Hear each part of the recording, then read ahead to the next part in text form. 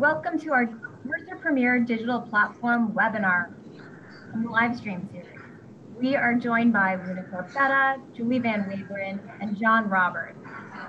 If you'd like to interact and ask any questions or posts during this live stream, please include them in the comment thread below, and I'll capture them and share them with our host today. So with that, I'm going to turn it over to Luna Corbetta. Thank you. Thank you, Jill. Good day to all our value Premier clients around the world.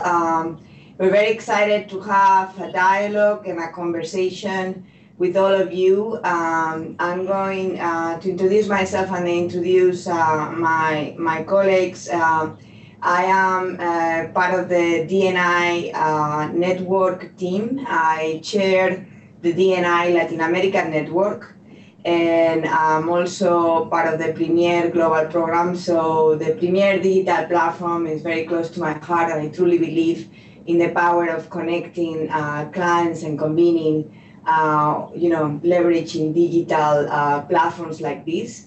And then with me, we have Julie Van Waveren. She leads MCG North America, the career line of business. Is part of the multinational client groups, very experienced in human capital transformation and the future of work. So thanks, Julie, for being here. And then John Roberts, he is an executive coach and he leads the strategic research group for Mercer. So Julie, John, and I, we've been working with the global team and the Latin American team to pull and create this experience on the Latin American network for November 28th through the 30th. So it's just around the corner. Just wanted to give you a little bit of context about the networks and how they, how they operate. So we have currently networks in different regions, Europe, in the US and Canada, and in Latin America. Recently we launched November of last year, and we're opening new opportunities in Asia as well. The spirit of the networks and the value proposition is to bring multinational clients like yourself that are deeply interested in human capital and transformation and looking at the intersection of the future of work and D&I. And these networks have been around for many years at Mercer. Clients could be members, and they could convene, exchange, learn from one another. There's not only the intellectual capital that Mercer could bring, but more importantly, the dialogue that happens around key themes on technology disruption, workforce analytics, employee value proposition, and all those topics that at the center, at the core, D&I has a very prominent impact in their business, in your operations, in your organizations day by day. So this 3 days session that we're having in November, we are actually doing this completely virtual.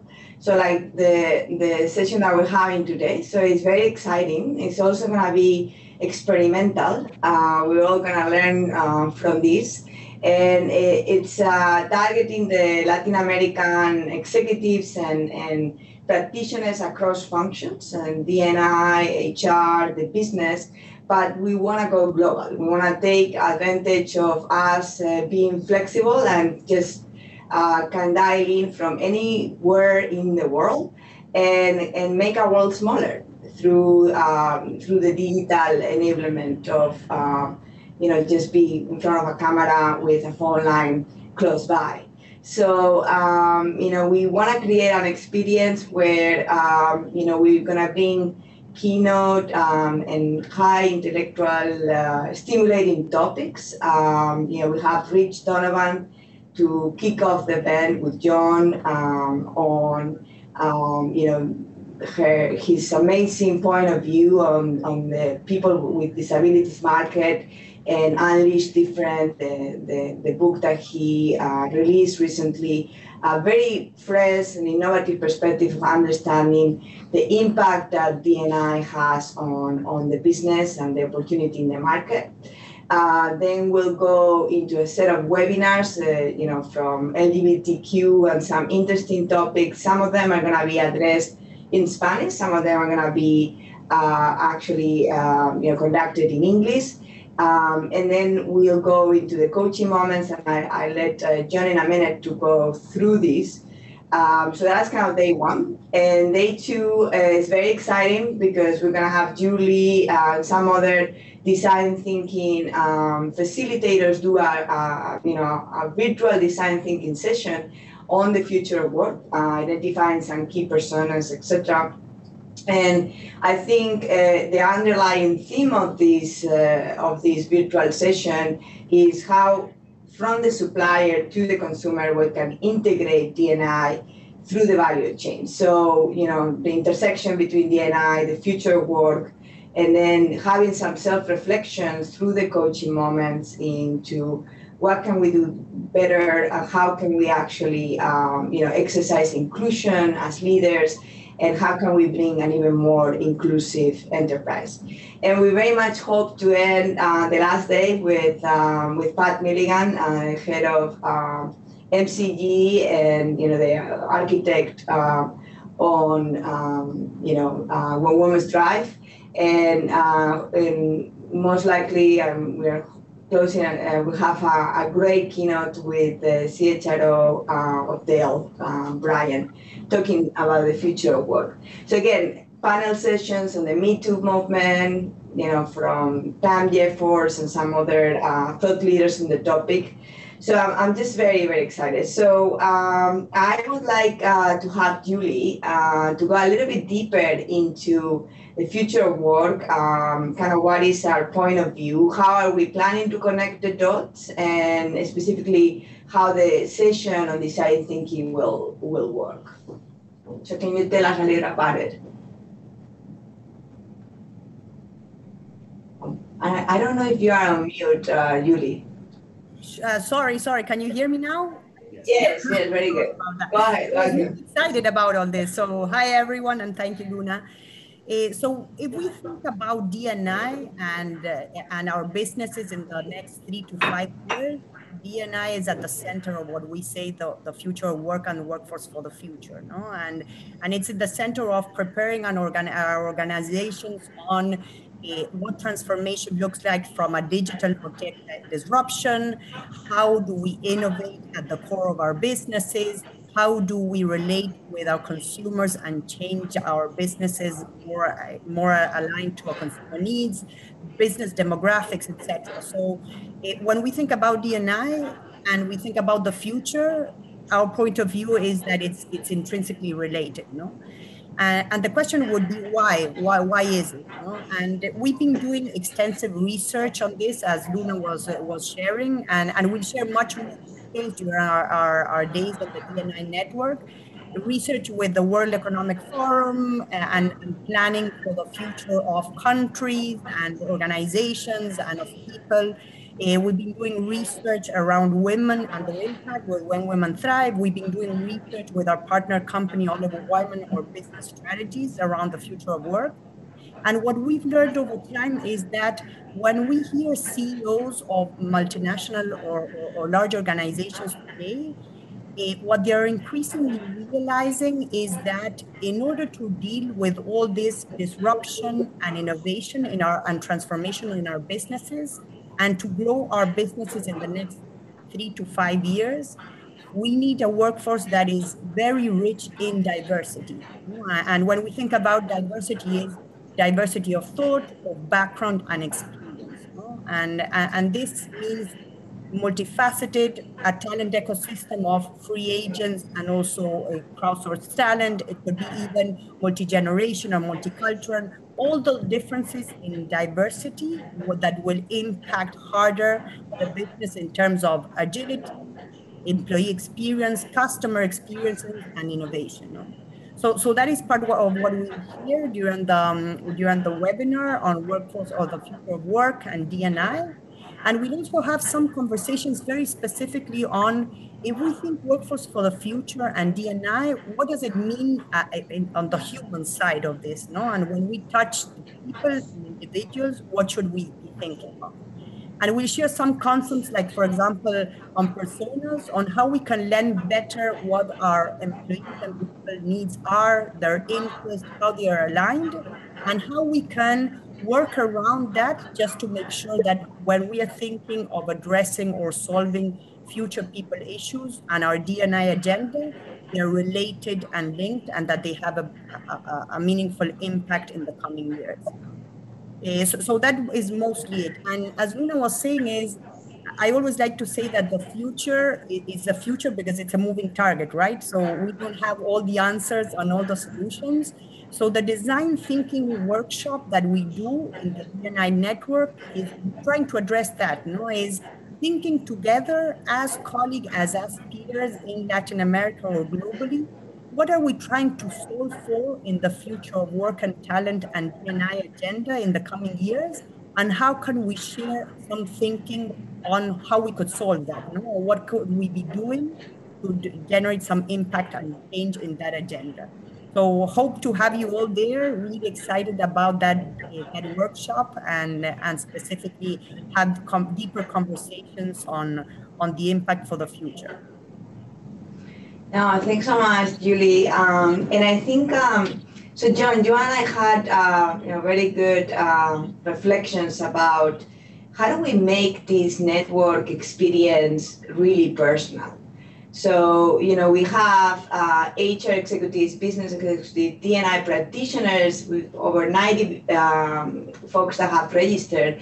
How do we, specifically for the Latin American network members, how do we create a space of self-awareness and, they as leaders, they can truly reflect upon, what it means to live and embrace D&I in their day-to-day jobs. So why don't you tell us a little bit about the coaching moments, the kind of the framework that we have in mind? Sure. Well, I'm really excited actually to be a part of this because Luna, you and I have had a lot of conversations recently about, trying to answer the question, why is it that we struggle as individuals and why is it that we struggle as organizations to do something that we know is the right thing to do, right? We know inherently that diversity and inclusion is the right thing to do, and yet we find ourselves stumbling over and over again despite the best of intentions. And what the research is telling us is that the challenge is really a cognitive one. The challenge is really what our brain is convincing us is the right way to behave, even though we know morally it's the wrong way to behave.